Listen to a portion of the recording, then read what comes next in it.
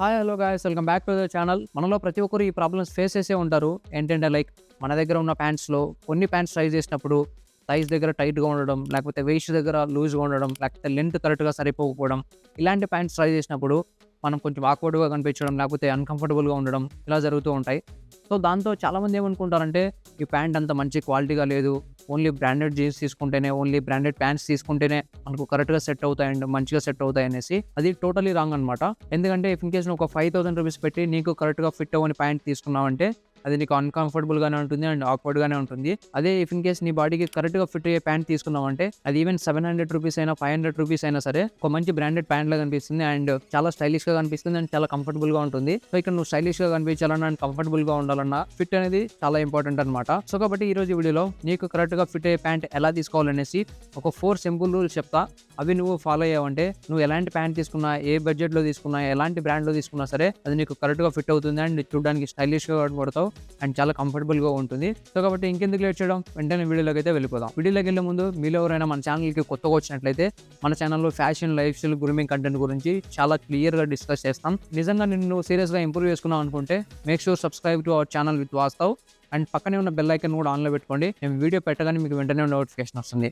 So let's go into the video. So ఇందులో first thing వచ్చేసి నీ వేస్ట్ సైజ్ అనమాట. ఒక ప్యాంట్ తీసుకునేటప్పుడు చాలా మంది చేసే మిస్టేక్ ఏంటంటే వాళ్ళ సైజ్ ఇఫ్ ఇన్ కేస్ ర్యాండమ్గా వాళ్ళ సైజ్ 34 అయితే షాప్స్కి వెళ్ళినప్పుడు ర్యాండమ్గా 34 సైజ్ ఉన్న ప్యాంట్స్ తీసుకొని వెళ్ళిపోతుంటారు. అండ్ ఇంకా కొంతమంది ఏం చేస్తుంటారంటే ఇన్ కేస్ ఒక ప్యాంట్ మంచిగా కనిపించిన, కలర్ మంచిగా ఉన్నా, లేకపోతే డిజైన్ మంచిగా ఉన్నా సరే వాళ్ళకంటే కొంచెం చిన్న సైజ్ ఉన్నా సరే తీసుకుంటారు, వాళ్ళకంటే కొంచెం పెద్ద సైజ్ ఉన్నా తీసుకుంటారు. దానివల్ల ఆ టోటల్ జీన్స్ అనేది అట్లా అయిపోతుంది. సో నీ ప్యాంట్ అనేది నీకు కరెక్ట్గా సెట్ అవ్వాలంటే ఫస్ట్ థింగ్ నీకు వేస్ట్ అనేది చాలా ఇంపార్టెంట్ అనమాట. సో నువ్వు ఇక్కడ ఏం చెక్ చేయాలంటే నువ్వు ప్యాంట్ వేసుకున్నప్పుడు నీ వేస్ట్ దగ్గర ప్యాంట్కి నీ వేస్ట్కి మధ్యలో ఫింగర్స్ పెడితే అట్లీస్ట్ 3 ఫింగర్స్ గ్యాప్ అయినా ఉండాలి. ఇఫ్ ఇన్ కేస్ నువ్వు ఫింగర్స్ పెట్టినప్పుడు పట్టకపోతే మరీ టైట్గా ఉన్నట్టు, ఫింగర్స్ కంటే ఎక్కువ గ్యాప్ ఉందంటే మరీ లూజ్ ఉన్నట్టు.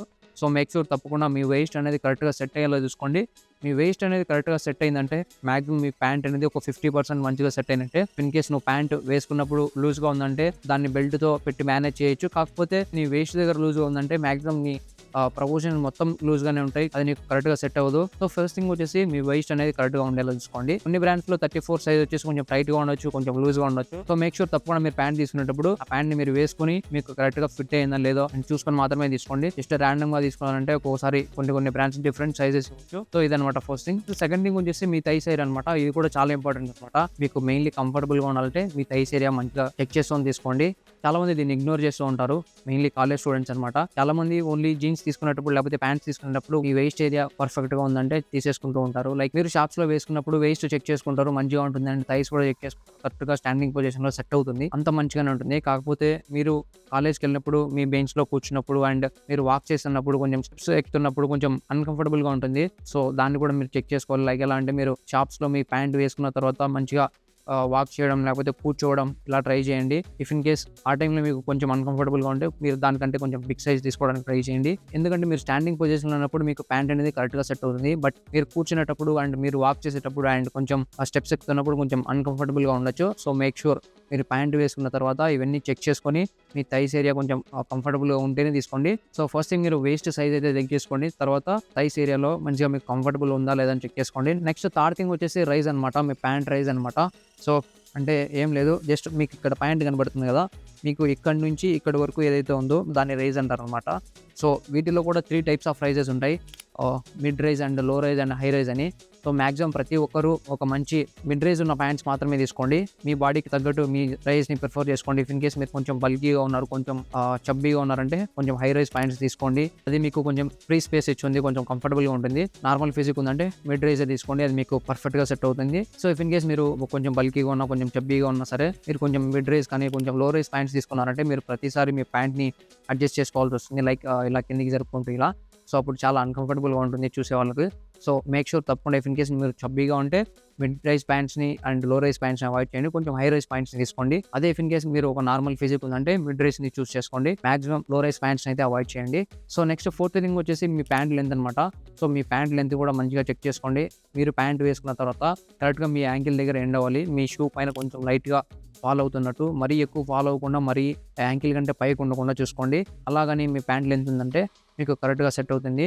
సో ఇవన్నమాట ఈ 4 రూల్స్ అనేవి మీరు ఫాలో అయ్యారంటే మీరు ఎలాంటి జీన్స్ తీసుకున్నా, ఎలాంటి ప్యాంట్ తీసుకున్నా, లేకపోతే ఎలాంటి కార్గోస్ తీసుకున్నా, లేకపోతే ఎలాంటి టైప్స్ ఆఫ్ ప్యాంట్ తీసుకున్నా కూడా మీకు మంచిగా కరెక్ట్గా ఫిట్ అవుతాయి. ఏ బడ్జెట్లో అయినా సరే, ఏ బ్రాండ్లో అయినా సరే. సో ఇవన్నమాట నువ్వు జీన్స్ తీసుకునేటప్పుడు నువ్వు ఫాలో అవ్వాల్సిన రూల్స్ వచ్చేసి. సో నెక్స్ట్ టైం నుంచి షాప్ చేసేటప్పుడు ఈ 4 రూల్స్ అనేవి ఫాలో అవ్వండి.